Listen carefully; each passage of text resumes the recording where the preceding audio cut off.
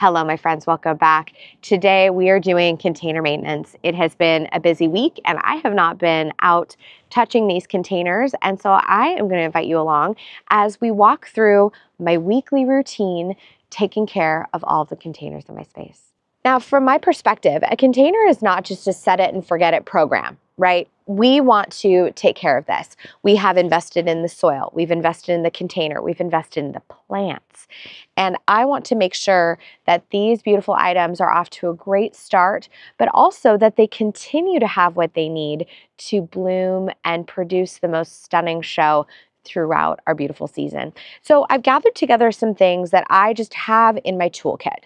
These are the things that I reach for when I am doing container maintenance. So first and foremost, let's talk fertilizer. You have seen me go through setting up a container. I will link the myriad of container videos below in case you haven't seen those before.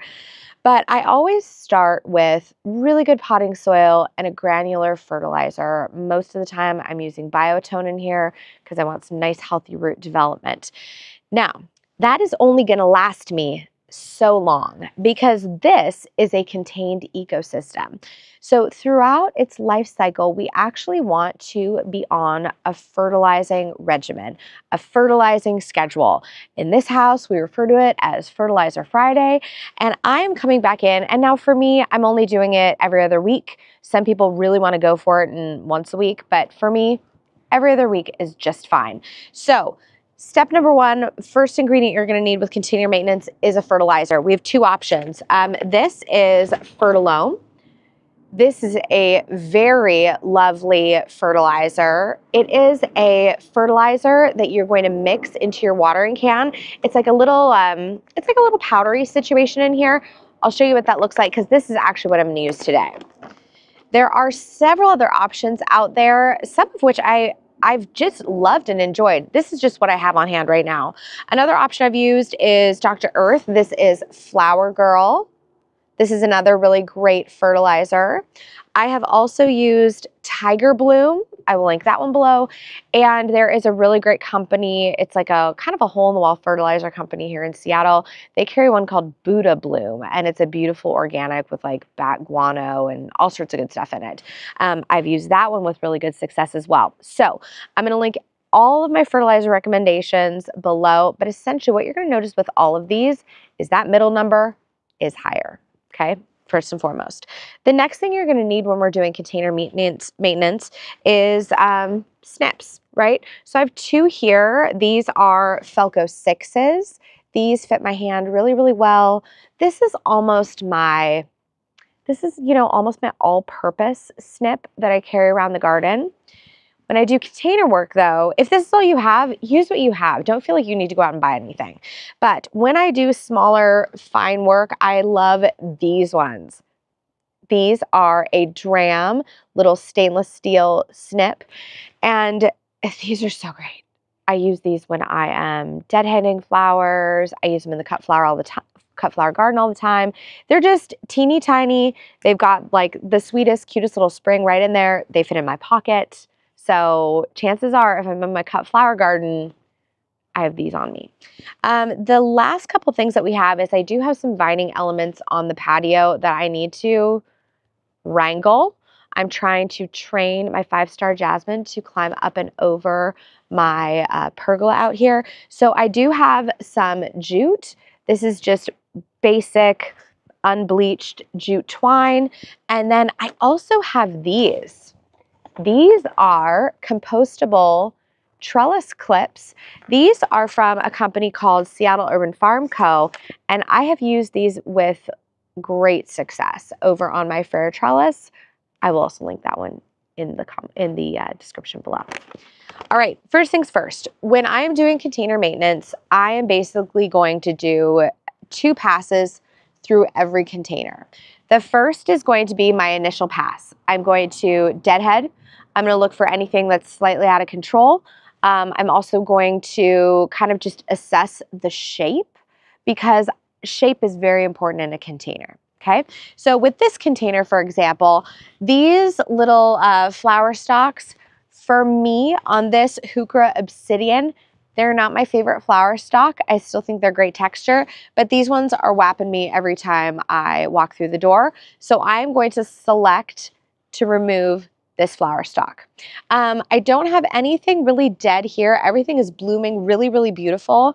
I may take off some of these older fern fronds though. They're not looking the best. And then back in here, I have my snapdragons, and any snapdragons with spent blooms, I am also going to remove. Okay, so that's step one. Last but not least, I'm going to go through my centerpieces. And my centerpiece, I just want to make sure it's still in proportion. I don't have any weird funky growth going on. This one is pretty much self-run operation. I don't need to do anything to it, but there are a couple other that need attention. After I do that first pass it through my container, kind of taking out what needs to be deadheaded, things that just aren't working for me, making sure my shape looks good, then I'm going to come in with my fertilizer. And almost every single fertilizer is going to give you specific descriptions for the ratio. For some of them, they're going to say if it's a powder, it's going to be a scoop per gallon.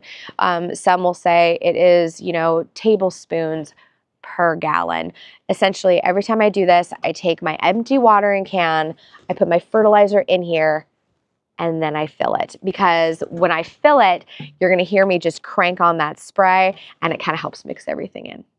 All right, let's jump into it. Alrighty, I'm going to start by removing some of these flower spikes. They are just super huge, and I am hitting them every time I walk through the front door. So I'm going to take off a couple of these because I don't think it's really adding anything super special to the arrangement here. All right, I just want to get in here to make sure. Yep, all of these new little snapdragons are coming out, so they look good there. The euphorbia is coming right along. I want this to be like a frothy little mid layer coming in, and I love that it's dancing with this lobelia. So I'm just going to let that be.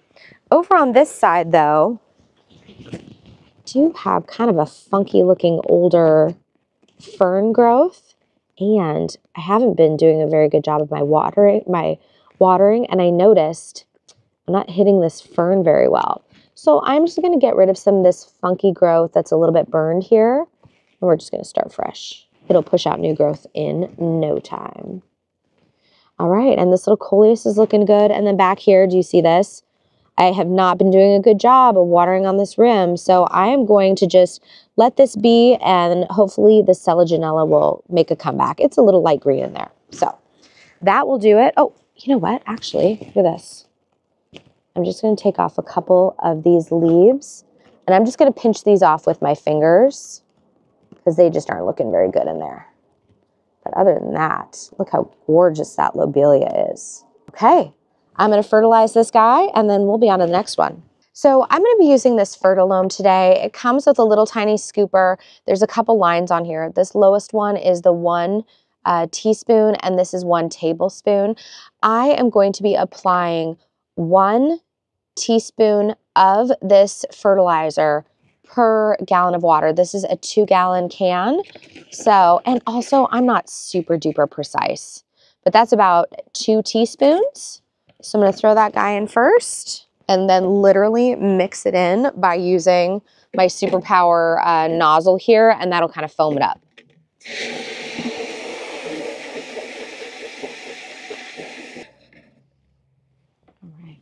By the way, when I'm doing this, instead of watering my containers on this day, I do my fertilizer application. So this is a substitution for today's watering.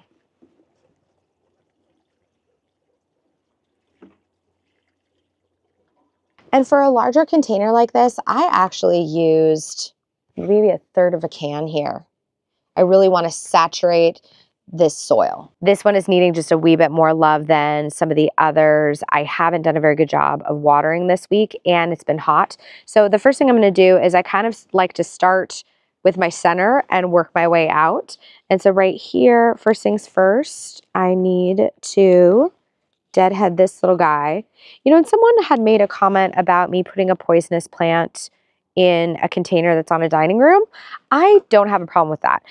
If you do, that's something that you as a gardener should know about yourself. But for me, I know that whoever's coming is only enjoying these with their eyes. And so I never worry about things that could potentially be poisonous if ingested. The only time I get concerned is if I have little people around, and then I keep a close eye or I educate their parents. This right here, this sweet little Cosmo, I'm just deadheading it. But it is so cute. It's really filling in. And then coming down around here, I'm just noticing some of this sweet potato vine because we got real hot and I didn't do a good job of watering. I'm just going to take off a couple of these leaves that don't look as cute. And then with this Pechoa, I will come through and I just simply pull off these little spent blooms. And you know, most of the time this Pechoa is going to do it by itself, but I just like to encourage it along. Now, later in the season, as this grows, if it gets unruly or gets too stringy and long, I will cut it back to maintain its shape. Right now, it's heading in just the perfect direction for me. So I'm going to do nothing but pull off some spent blooms and call it a day. And then Euphorbia is looking good. And this Lobelia is looking really good. This is the Rift Blue. And what I love about playing with kind of newer product is I'm looking at how this shape progresses. So the first pot, that Lobelia was getting really long and drapey. That's one that I play with a lot. This one is really sweet. It's staying a little bit more compact, which I'm really, really loving. All right, with this trio, I'm actually going to groom all 3 of these, and then I will come back and I will water all 3 of these in. So let's move on to the next. This container is going crazy right now. I'm so, so happy with it. Cosmos are just like the most perfect little flower. They just keep going and going and going. They're so super happy. They're a great cut flower, but one thing that I always tell people with cut flowers is the more you cut them back, the more they bloom and the more they produce. So it's really important when you do a container like this to stay on top of the blooms, constantly cutting them back, because it'll just reward you with even more. And then I'm also never afraid to cut really deep in. Actually, that one's kind of a funny little color, but we're just going to let it ride. I'm going to take off this one too. Oh. Okay. Looking really good. And of course, our sedum needs just no help. Looking super cute. All right, 3rd container in this trio. I am seeing, I want to get back in here. I'm going to cut out the center of that snapdragon because it's spent. Same thing here. Encourage all those other blooms to take center stage. And I'm just going to hand pull my little Pechoa. Oh, and then here's where that watering failure comes in. I've got a couple of crispy leaves, so I'm just going to remove these guys.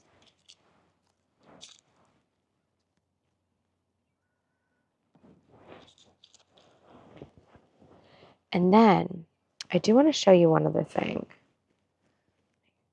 Pluck out that center. I have Pechoa that is choosing to travel inward.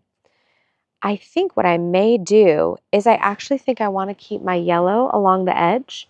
So what I'm going to do is I'm going to come back in here and I'm going to remove these little guys because I really want to keep the Pechoa around the center here and let these snapdragons fill in the middle. And the reason I'm doing this is because do you see how much more you can appreciate and see these snapdragons?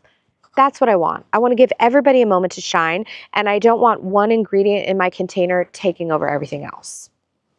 Now I'm going to do the same thing over here because this little guy is creeping in on that side. So I'm going to flip over there.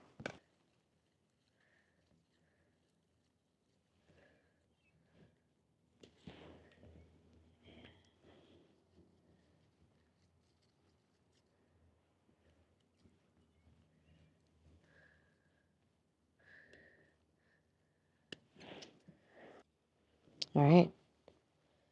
What it may do. So I'm actually going to train that along the outside. Perfect. Oh, you know what? I might do one more over here.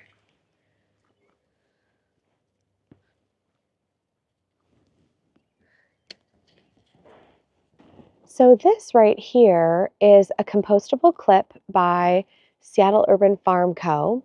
And what you can do is you can see how it just kind of folds in half and clips together right there.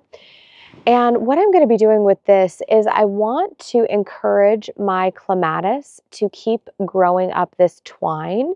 And so I'm just going to go ahead and take some of the heavier vines that are kind of starting to snap, and I'm going to secure them loosely to my twine.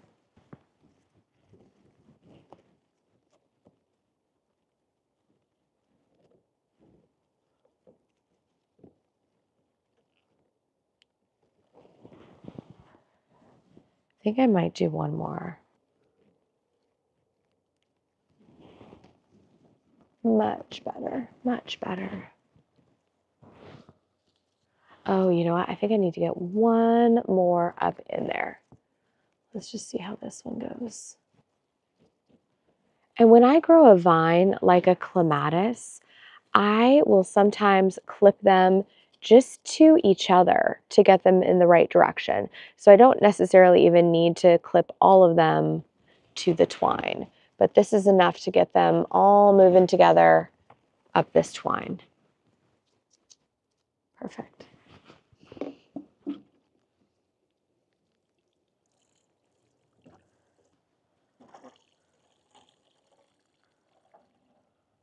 The 5-star jasmine is growing. So one of the first things I'm actually going to do over here is this was bound really heavily to the wooden stake that's in the middle, and that just wasn't healthy. I wanted to loosen that up. So what I'm going to do is I am just going to do a very loose kind of corral of sorts. I don't want it super bound. I'm just going to do a nice light little loop here. And instead of me tying this directly to my pergola support, what I'm going to do is I'm going to corral this up, and then I'm going to bring it around here. Okay. So instead of me just plastering this whole darn thing, this gives it a bit more of a natural look. It's not so constrained. And then I'm going to let this jasmine kind of find her own way, you know? We're just going to see what she does. It's going to take a little bit of time to get there, but you know, she'll find her way. Next thing, I'm going to come in here with the same pattern. I'm going to deadhead. I'm going to remove any leaves that don't look great, and we're just going to keep going forward from there. Oh, the other thing I'm noticing, this coleus is a new one that I am trialing, and it is trying to send up a bloom stalk. I don't want it to send out this bloom stalk. I would prefer to have more of a leaf canopy. So I'm going to come in here and I'm going to clip it right above this leaf pairing, because look at this. I have some lateral buds that are coming out. So I'm going to come in here and I'm going to clip out that center just like that. These trumpets are so gorgeous. So let's just get after it. We're going to clean this bad boy up.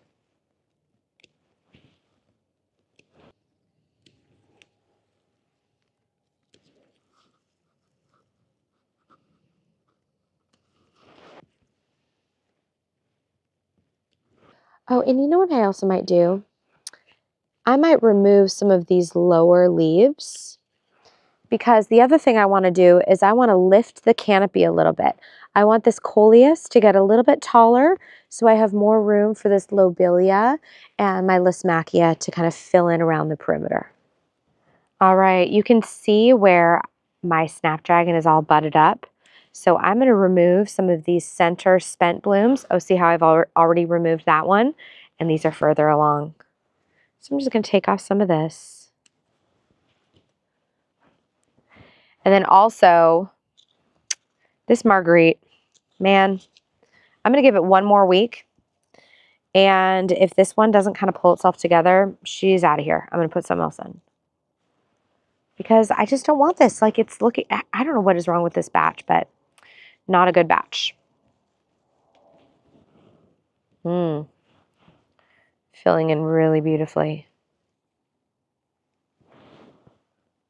Okay. Looking pretty good. And last but not least, we have this little container of mint. And this is just a sweet little pot, nothing really fancy. One thing that I could do though is, do you see how I've got a lot of new growth coming out here at the bottom? I could actually top this growth. And I'm going to bring you in closer and I'm going to show you where I would cut this if I decided to cut it. Actually, I may cut it. I may make some tea. I think I should try that. When you have a plant like this, it's really a choose your own adventure. Do you see all of this lateral branching that's occurring? If I were to cut this back, I would simply select any point along here. I wouldn't do it up high, I would do it down low.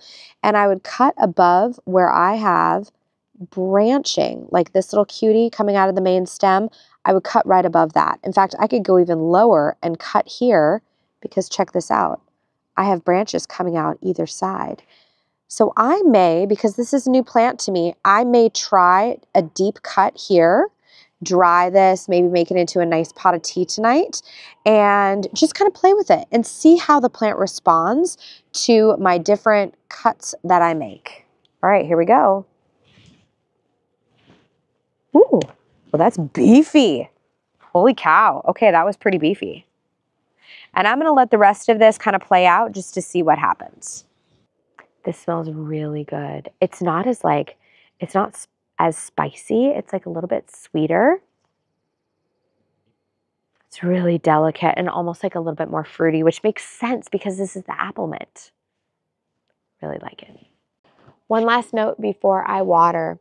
You are only going to see me water this container and this container. And you may be wondering why, and here's why. This container is a non-blooming container with edible elements. So for this one, I am only going to be using an organic fertilizer because I will be ingesting this. And I'm not really worried about blooms. It's just the foliage. So I'm going to use something different, probably a very neutral, basic, same numbers all the way across, organic, like Dr. Earth or something like that.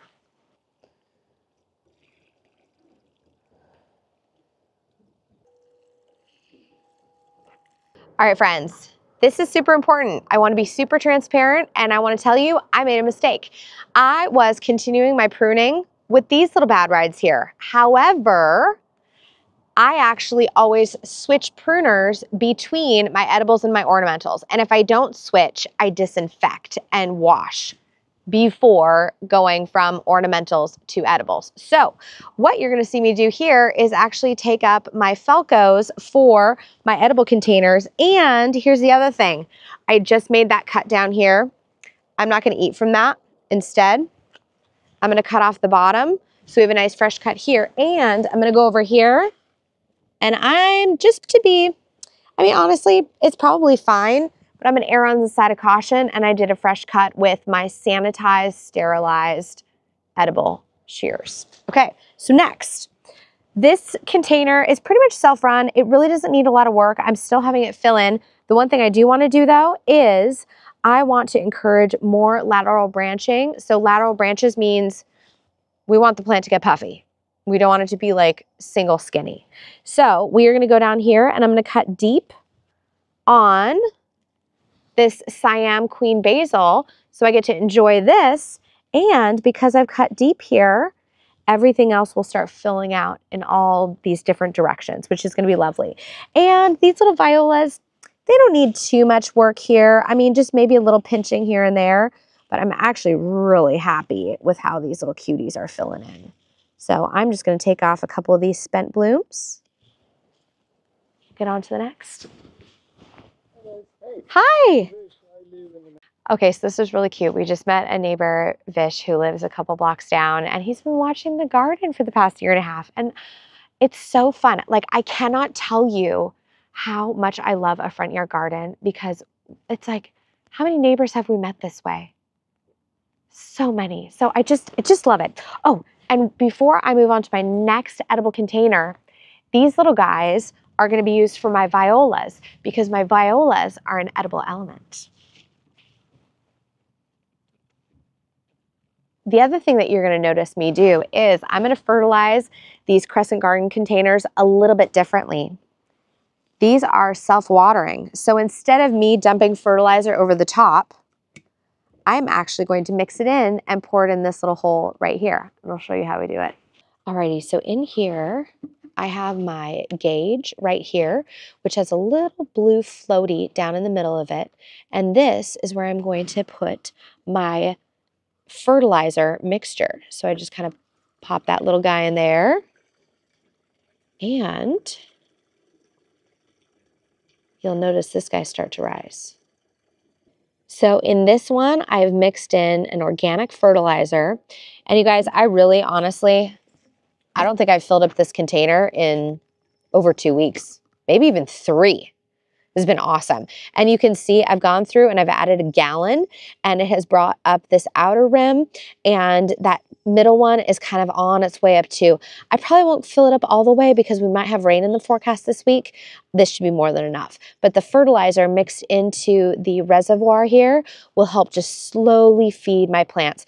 And I'm using a balanced organic fertilizer made for vegetables. Last container of the evening, and you're going to notice I have both pruners. We've got our ornamentals here and we have our edibles here. We have ornamental calibrachoa. We're not eating this. This is just to make it beautiful. However, I am going to be working with some of the plants in here, so I will switch to this one to make sure I'm not cross-contaminating. First thing I'm going to do is this tomato. Oh my God, it is so beefy. I am going to get rid of this, like, look at this leaf. This thing is so leathery and huge, but I want to kind of lift it a little bit. So I'm just going to take off a couple of the lower leaves. Do that one. Gosh, I think I'm going to get rid of this one here too. Down here. Yeah. That guy. And I think I'm going to get rid of this one here too. I just want a little bit more airflow. Woof. That leaf. Okay.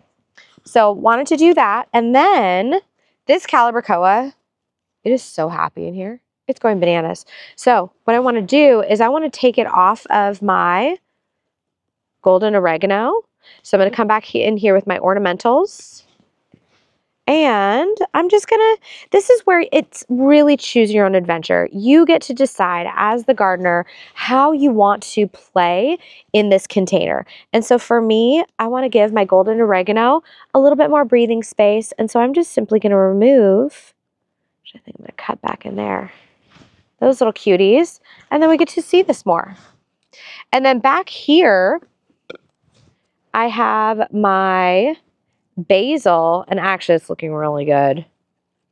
You know, I may go back in here with my edibles, my edible clippers, and just cut back a little bit here. And then maybe I'll put this in a salad. Maybe I'll make spaghetti tomorrow night. This on the top. Okay, let's do the other side. Someone had asked me in one of the comments if there was a concern about my edibles touching my ornamentals. In this case, no. And I will tell you why. It's not like I'm putting a datura in there or something, or like a euphorbia where I really don't want any of that sap getting anywhere. This one, calibrachoa, it might give you like a wee bit of a stomach upset if you eat like a ton of it, but that is not the case here. And like I said, this is my garden. I'm a super educated gardener, and so I feel very comfortable mixing geraniums, mixing calibrachoa, mixing some like very benign, lovely floral elements in with my edibles. And over here, oh my gosh, this thyme is so pretty. It's performing really well. Yeah, I don't care if it touches. It really doesn't bother me at all. And I mean, as long as you are educated, you know what you're doing, you feel confident in it, that's really what matters the most. But would I put something with like a poisonous sap in here? Absolutely not. Absolutely not. Because that's where you get into like contact dermatitis and stuff like that. Oh, and I actually really like it when this calibrachoa kind of gets up under here. I'm like imagining all of these little flowers with red tomatoes. I think it's going to be adorable. And take that little guy off right there. Beautiful. Okay, so now my thyme has room, my oregano has room. I've lifted my canopy just a wee bit. And then I'm going to pinch back my basil on this side as well. So again, switching, and I'm going to cut right above a leaf pairing here. Okay. And then last thing on my list is you're gonna see me pour water into the reservoir because again, I'm using a self-watering container. Friends, that is going to do it for me. I've got my containers pulled back into shape. I've got amazing basil and mint to play with in the kitchen tomorrow. And if this content has been helpful for you, I would love to have you back. We have a great little community of people going on here. So subscribe, like, return. We'll see you in the next one. In the meantime, go say hello to your garden for me. Bye.